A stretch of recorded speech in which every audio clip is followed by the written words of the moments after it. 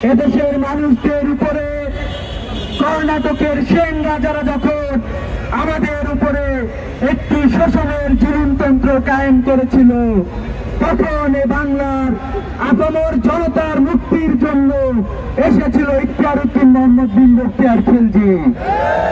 সেদিন বাংলার মুসলিম জনতা তার স্বাধীনতা পেয়েছিল। আমরা দেখেছি আমাদের সে স্বাধীনতা হরণ করা হয়েছে ব্রিটিশ সাম্রাজ্য প্রতিষ্ঠার মধ্য দিয়ে।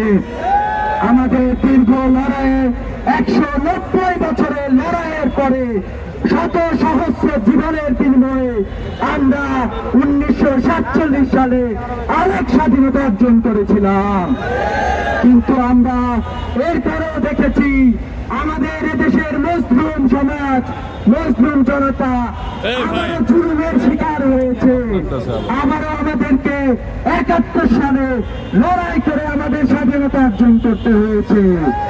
আমরা ভেবেছিলাম আমরা একটি নতুন দেশ পেয়েছি, আমরা সমৃদ্ধির দিকে আগাবো, কিন্তু আমরা দেখতে পাই মুজিববাদ নামক শেখ মুজিবের নেতৃত্বে বাংলাদেশে একটি ফ্যাসিবাদ ব্যবস্থা কায়েম করা হয়।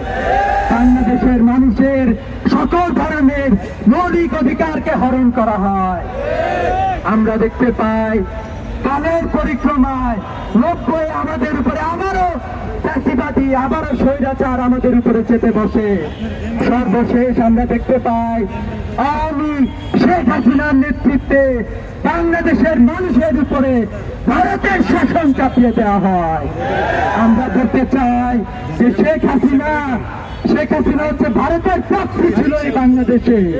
শেখ হাসিনাকে বাংলাদেশের জনগণ, বাংলাদেশের ছাত্র সমাজ রক্ত দিয়ে প্রতিহত করেছে।